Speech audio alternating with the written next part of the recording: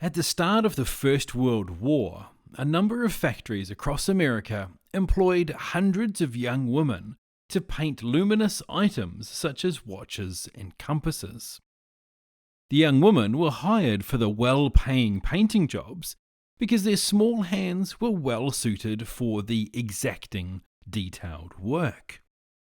The paint they used contained radium, an element that would make the painted items glow in the dark.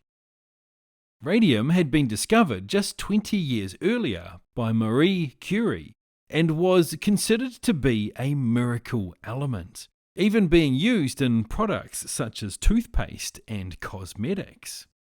The factory workers came to be known as ghost girls and radium girls because the radium dust that they were exposed to each day made their clothes, hair, and even their skin glow in the dark. Some of them even applied the radium paint to their teeth because it gave them bright smiles.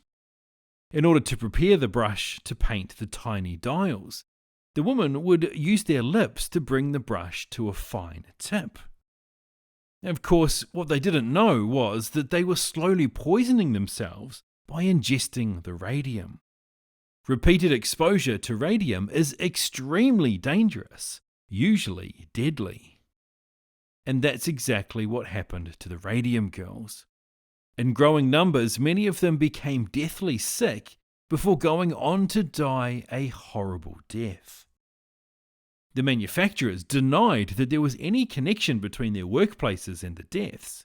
The industry fought back against the accusations, and a back and forth ensued in the courts that dragged on for years after the war was over.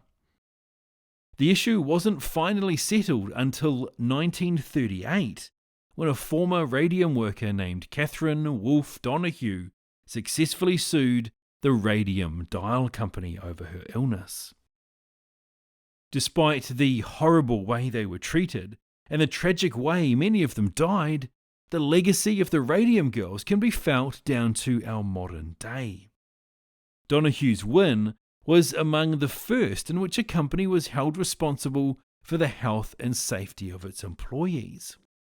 It led to a variety of reforms and paved the way for the establishment of the US Occupational Safety and Health Administration.